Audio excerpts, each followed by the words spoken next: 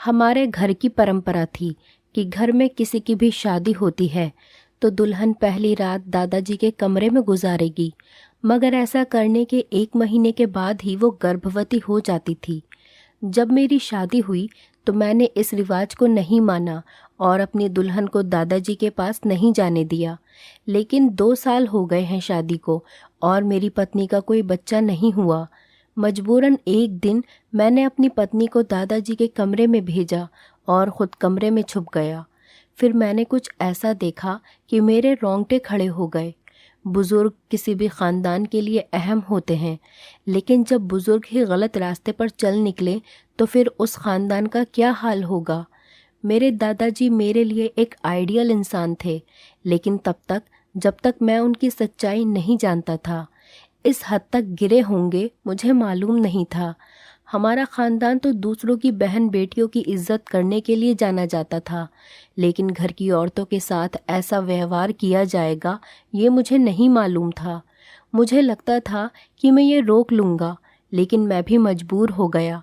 हम एक पढ़े लिखे अच्छे ख़ानदान से थे, हमारी जॉइंट फैमिली थी, इसलिए हम सब एक ही घर में रहते थे और कभी भी हमारे घर में किसी बात को लेकर झगड़ा नहीं हुआ था।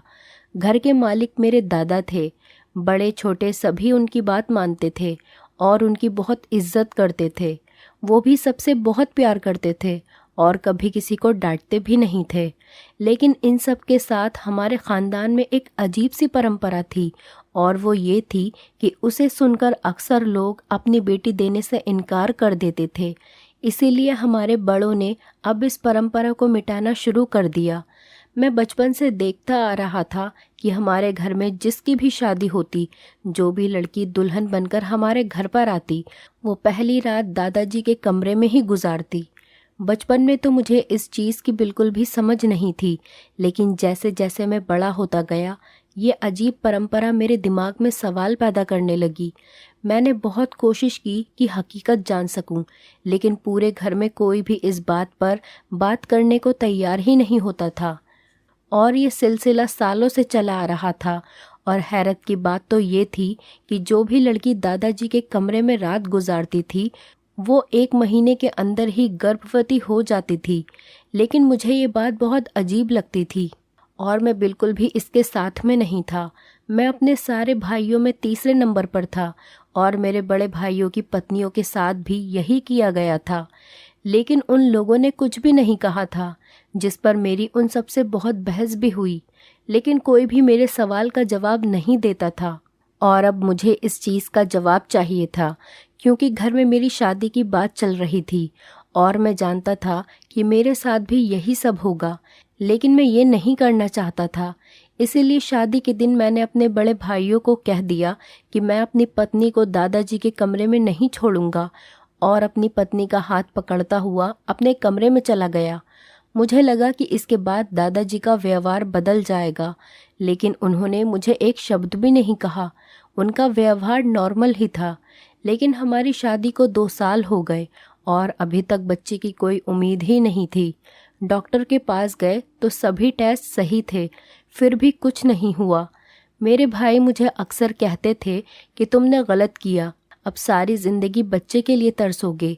लेकिन मुझे उनकी बातें सुनकर गुस्सा आ जाता था कि मैं बच्चे के लिए गलत कैसे बन जाऊं, कैसे अपने हाथों से अपनी पत्नी को किसी दूसरे के कमरे में भेजूं। भले ही वो मेरे दादा थे, लेकिन मेरी पत्नी के लिए तो गैर ही थे और मैं भी कभी इतना बगैरत नहीं हो सकता था कि अपनी पत्नी को अपने हाथों से उनके पास भेज दूं। मेरी पत्नी को भी ये परंपरा बिल्कुल पसंद नहीं थी और उसको बहुत अजीब लगता था। लेकिन जैसे जैसे समय गुजरता जा रहा था, लोगों की बातें हमें डिप्रेशन में डालती जा रही थी, क्योंकि हमारे ख़ानदान में सबके बच्चे थे, सिर्फ हम ही थे जिनके पास इतने सालों से बच्चे नहीं थे और अभी दूर दूर तक कोई उम्मीद भी नहीं थी। मेरी पत्नी अब खोई खोई गुमसुम सी रहने लगी थी, शायद डिप्रेशन में आ गई थी। वो चिड़चिड़ी सी हो गई थी और एक दिन उसने खुद कहा कि मुझे दादाजी के कमरे में भेज दें। तो मैं उसकी बात सुनकर गुस्से में आ गया कि मैं ऐसा नहीं कर सकता, लेकिन उसने कहा कि हम हमेशा बिना बच्चे के तो नहीं रह सकते, इसीलिए आपको ये तो करना ही पड़ेगा। मैं उसकी बात से बिल्कुल भी सहमत नहीं हुआ और मैंने उसे डांटकर चुप करा दिया कि अगर बच्चा होना होगा तो भगवान हमें दे देगा।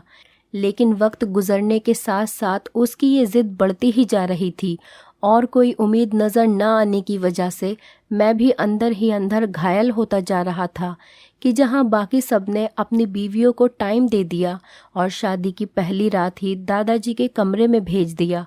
यहाँ तक कि मेरी माँ और बड़ी मम्मी, मेरी छोटी मम्मी तक एक एक रात दादाजी के पास गुजार चुकी हैं, तो मेरी बीवी ने अगर गुजार भी ली तो उससे क्या हो जाएगा। आखिरकार बहुत मजबूर होकर एक दिन मैंने दादाजी से कहा कि मैं आज रात अपनी पत्नी को आपके कमरे में छोड़ कर जाऊँगा। उन्होंने कहा कि ठीक है और उसके बाद वो कुछ भी नहीं बोले।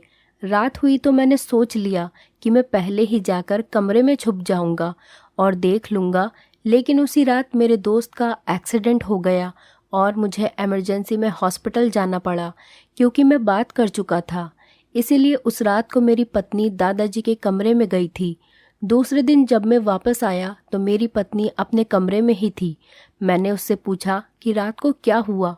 उसने कहा कि मुझे तो कुछ भी नहीं मालूम कि क्या हुआ है, क्योंकि जब मैं दादाजी के कमरे में गई तो उन्होंने मेरे सर पर हाथ रखा और उसके बाद कुछ अजीब सी खुशबू आई और मुझे कोई होश ही नहीं रहा।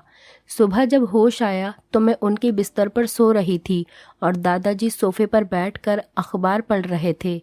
उसके बाद मैं उठकर बाहर आ गई। उसकी बात सुनकर मुझे अजीब सा महसूस हुआ था कि दादाजी को मेरी पत्नी को बेहोश करने की क्या ज़रूरत थी, जबकि मैंने खुद अपनी खुशी से पत्नी को भेजा था। अब तो ये बात मुझे और भी गलत लगने लगी, लेकिन कोई भी कुछ बताने को तैयार ही नहीं था। मैंने दादाजी से भी सवाल किया, लेकिन उन्होंने कहा कि अभी वक्त नहीं है, इसका वक्त आया तो मैं इसका जवाब तुम्हें खुद दे दूंगा। लेकिन अपनी पत्नी को खुश देखकर मैं भी चुप हो गया। फिर सच में 1 महीने के बाद मेरी पत्नी गर्भवती हो गई। अब तो मुझे अजीब सा महसूस होने लगा कि ये बच्चा मेरा है भी या नहीं, लेकिन मेरी पत्नी इस बच्चे को पाकर बहुत खुश थी और उसको खुश देखकर मैं भी खुश होने लगा था। लेकिन दिल के अंदर शक ख़त्म ही नहीं हो रहा था और मैंने अपनी पत्नी के सामने ये जाहिर नहीं होने दिया, क्योंकि इससे उसकी खुशी ख़राब हो सकती थी। मैंने सोच लिया कि मैं बच्चे के पैदा होने के बाद उसका डीएनए टेस्ट करवा लूँगा, फिर उसकी रिपोर्ट के साथ दादाजी से सवाल करूँगा। वो वक्त मेरे लिए बहुत ही मुश्किल था, क्योंकि जब भी मैं अपने बच्चे की खुशी महसूस करके खुश होने लगता तो वो एक रात मेरे दिमाग में आ जाती और मैं ठीक तरीके से खुश भी नहीं हो पा रहा था और मैं परेशान था कि किसी तरह वो वक्त ख़त्म हो और मुझे भगवान ने चांद जैसा बेटा दिया। ये खुशी इतने सालों के बाद मिली थी, इसीलिए सभी बहुत ज़्यादा खुश थे और सबसे ज़्यादा शायद मेरे दादाजी खुश थे, क्योंकि अपने पूरे बच्चों में उन्हें सबसे ज़्यादा मुझसे प्यार था और मेरे बच्चे की खुशी शायद उन्हें सबसे ज़्यादा थी। मेरी आंखों में शक की पट्टी बंधी हुई थी और मैं उनकी खुशी को भी शक की निगाह से देख रहा था। जब हमारा सारा ख़ानदान खुशियाँ मनाकर चले गए तो एक दिन मैंने चुपके से बच्चे को उठाया और निकल गया। मेरी पत्नी ने पूछा कि कहाँ जा रहे हो, तो मैंने कहा बाहर से घुमा कर आता हूँ, और बच्चे को हॉस्पिटल ले गया और जाकर अपना और बच्चे का डीएनए टेस्ट करवाया। मेरे दिमाग में कहीं ना कहीं ये बात ज़रूर थी कि ये बच्चा मेरा नहीं है, और बस यही चीज़ मुझे दिल से खुशी नहीं दे पा रही थी और मुझे टेस्ट करवाना पड़ा, जिसकी रिपोर्ट 3 दिन बाद आनी थी। 3 दिन मैंने कैसे गुजारे वो मुझे ही मालूम है। जिस दिन रिपोर्ट मिलने वाली थी उस दिन सुबह से ही मेरे दिल का बुरा हाल हो रहा था। बार बार एक सवाल मेरे दिमाग में आ रहा था कि अगर ये बच्चा मेरा नहीं हुआ तो मैं किस मुंह से उसको अपना बच्चा कबूल करूँगा और दादाजी से क्या सवाल करूँगा, जबकि मैं खुद अपनी पत्नी को उनके कमरे में छोड़कर आया था। मैं रिपोर्ट लेने गया तो रिपोर्ट पकड़ते हुए मेरा बीपी हाई हो गया, शायद बहुत ज़्यादा टेंशन लेने की वजह से। मैं हॉस्पिटल में ही था, इसीलिए फ़ौरन मुझे इमरजेंसी में ले जाया गया। डॉक्टर मेरे घर बताना चाहते थे, लेकिन मैंने मना कर दिया कि अगर वो सब यहाँ आए तो टेस्ट का राज भी खुल जाएगा। मैं रिपोर्ट लेकर घर आ गया। मुझ में हिम्मत नहीं थी कि मैं वो खोल कर देख सकूं कि उसमें क्या है। टेस्ट तो मैंने करवा लिया था, लेकिन अब खोल कर देखने की हिम्मत नहीं हो रही थी और ख़ुद पर गुस्सा भी आ रहा था कि मैंने बाकी सबकी तरह जो है जैसा है उसकी बुनियाद पर फ़ैसला क्यों नहीं कर लिया। मैंने क्यों इस सारे चक्कर में पड़ा। लेकिन कहते हैं ना कि किसी का दिमाग बहुत दूर तक जाता है, और शायद मेरे साथ भी यही हुआ था। मैं वो रिपोर्ट लेकर घर तो आ गया था, लेकिन 3-4 घंटे गुजरने के बाद भी मैं अपने अंदर हिम्मत पैदा न कर सका कि मैं इस रिपोर्ट को खोल कर देख लूं। और आखिरकार मैंने उसे उठाकर अपने ऑफिस के टेबल पर रख दिया कि सुबह ऑफिस जाकर देख लूँगा। लेकिन शायद भगवान को ये मंजूर ही नहीं था कि मैं इस राज पर से पर्दा उठा सकूं। इसीलिए 1-2 दिन काम में इतना बिजी था कि मेरा ध्यान रिपोर्ट की तरफ से हट गया, और जब मैंने दोबारा से रिपोर्ट को ढूंढा तो वो मुझे मिली ही नहीं। शायद कागजात में कहीं आगे पीछे हो गई थी। मैंने पूरा ऑफिस छान मारा, लेकिन वो रिपोर्ट मुझे मिली ही नहीं। मुझे समझ आ गया कि भगवान भी नहीं चाहते कि मैं इस राज से पर्दा उठा दूं। इसीलिए मैंने जो है जैसा है की बुनियाद पर अपने बच्चे को कबूल कर लिया। इस सिलसिले में 2 साल और गुजर गए और मेरी पत्नी एक बार फिर से गर्भवती हो गई। अब वही दोबारा से मेरे दिमाग में घूमने लगा कि इस बार मैंने पत्नी को दादाजी के कमरे में भी नहीं भेजा था, तो फिर वो प्रेग्नेंट कैसे हो गई, और क्या मेरी पत्नी ने मेरे साथ धोखा किया है। वो खुद ही छुपकर दादाजी के कमरे में चली गई थी। लेकिन ऐसा हो नहीं सकता था, क्योंकि मेरी पत्नी बहुत अच्छी औरत थी, कभी कोई काम मुझसे बिना पूछे नहीं करती थी। एक बार फिर वही बात मेरे दिमाग में घूमने लगी। अब मेरा बेटा इतना बड़ा हो गया था कि मैं उसको दोबारा ले जाकर डीएनए टेस्ट करवा सकता था। इसीलिए अपने बड़े बेटे को साथ लेकर मैं हॉस्पिटल चला गया, और इस बार मैंने इमरजेंसी के तौर पर रिपोर्ट निकलवाई और वहीं खड़े खड़े रिपोर्ट देखी।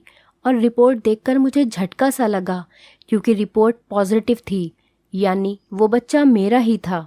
मेरा दिमाग झटके खाने लगा कि अगर ये बच्चा मेरा ही था तो 2 साल तक क्यों नहीं हुआ, और सिर्फ एक दिन दादाजी के कमरे में रहने के बाद भगवान ने मुझे ये बच्चा दे दिया।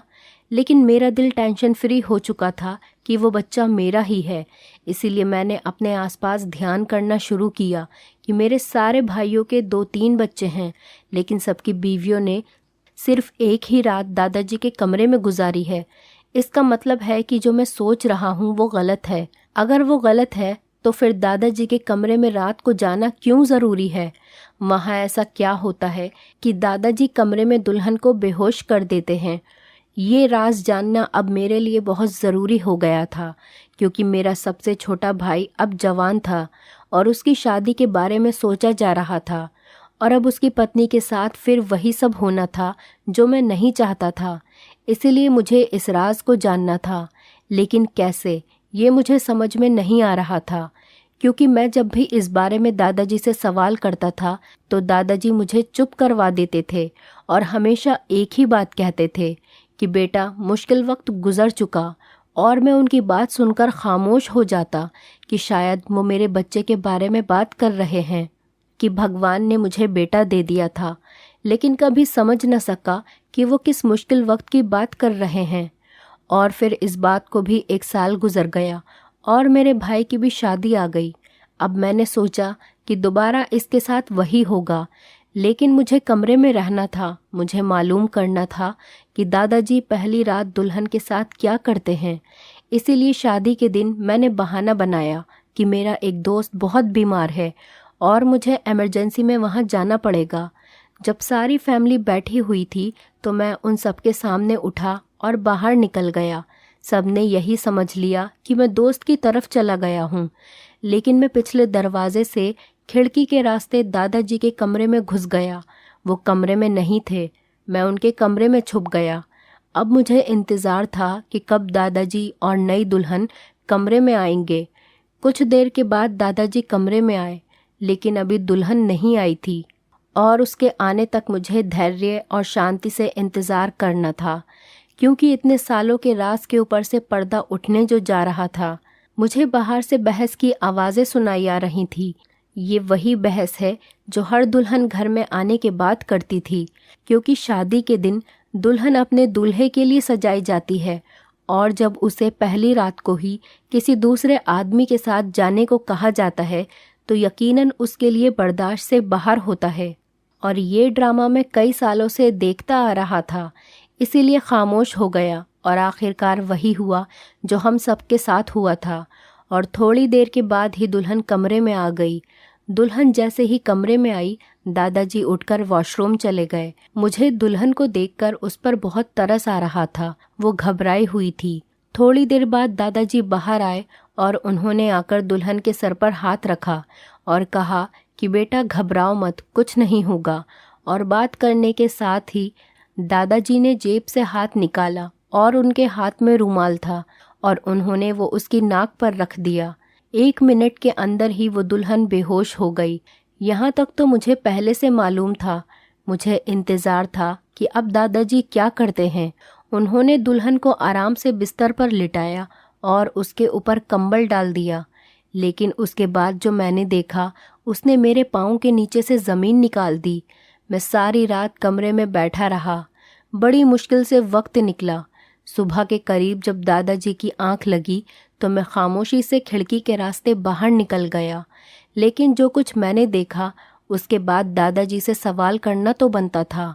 लेकिन मुझे ये डर था कि अगर मैंने दादाजी से सवाल किया तो उन्हें मालूम हो जाएगा कि मुझे उनका राज मालूम हो गया है। लेकिन बार बार मैं सोचता हूँ, ऐसी क्या बात थी कि दादाजी को ये सब करना पड़ा। और मैंने बहुत बार बातों ही बातों में उनसे पूछने की भी कोशिश की, लेकिन हमेशा दादाजी बात को टाल देते हैं। लेकिन इस बार दुल्हन को 2 महीने गुजरने के बाद भी बच्चे न हुए। अब तो सब परेशान हो गए कि ऐसा क्यों हुआ। लेकिन सभी ने इंतज़ार किया कि भगवान की ही तरफ से देर हो सकती है।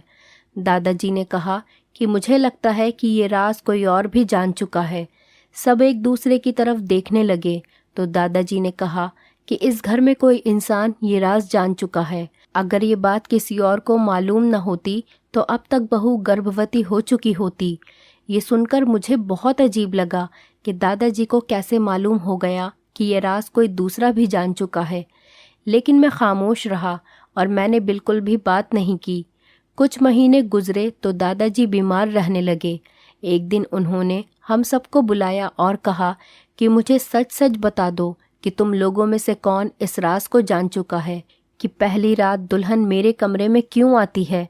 क्योंकि मुझे लगता है कि मैं ज़्यादा दिन नहीं जी सकूँगा और जो आदमी राज को जान चुका है, मैं उससे कोई बात करना चाहता हूँ।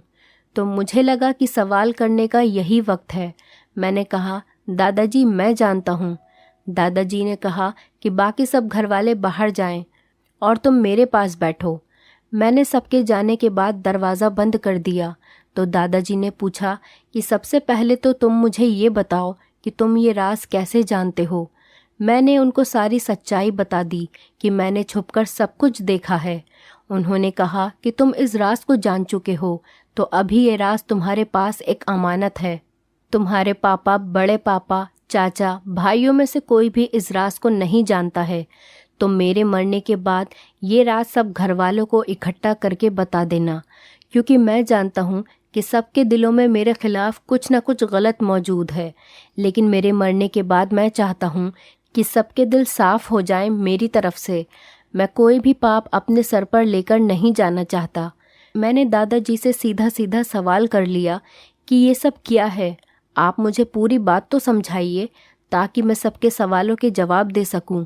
उन्होंने कहा कि सबको यही लगता है कि मैं जो भी दुल्हन आती है उसके साथ पहली रात को कुछ गलत करता हूँ, मगर ऐसा नहीं है। हकीकत ये है कि बहुत पहले मेरे परदादा के वक्त में जादू टोना और ये सारी चीज़ें बहुत ज़्यादा हुआ करती थीं। हमारे ख़ानदान में कोई भी औरत ब्याह कराई तो उस जादूगर ने जादू के ज़रिए से उसकी औलाद बांध दी कि कभी भी इस ख़ानदान में औलाद नहीं हो सकती। एक बुज़ुर्ग ने इस जादू का तोड़ दिया था और उन्होंने कहा था कि 7 नस्लों तक आपको ये काम करना ही पड़ेगा। और वो ये काम है कि घर में शादी होकर जो भी दुल्हन आएगी, उस घर का जो भी बड़ा होगा वो उसको एक रात अपने पास रखेगा और वो कुछ मंत्र पढ़ेगा जो कि उस बुज़ुर्ग ने बताए थे। और ये मंत्र किसी दूसरे आदमी को मालूम नहीं होने चाहिए। इसीलिए जो भी दुल्हन होती थी उसे बेहोश कर दिया जाता था और मंत्र पढ़कर उसके शरीर के एक हिस्सों में काला धागा बांधा जाता था। ये काम 7 नस्लों से चलता आ रहा है। मुझसे पहले मेरे दादाजी और उससे भी पहले उनके दादाजी ये सब किया करते थे, लेकिन अब तुम लोग 7वीं नस्ल हो। तुम लोगों के बाद ये काम करना नहीं पड़ेगा।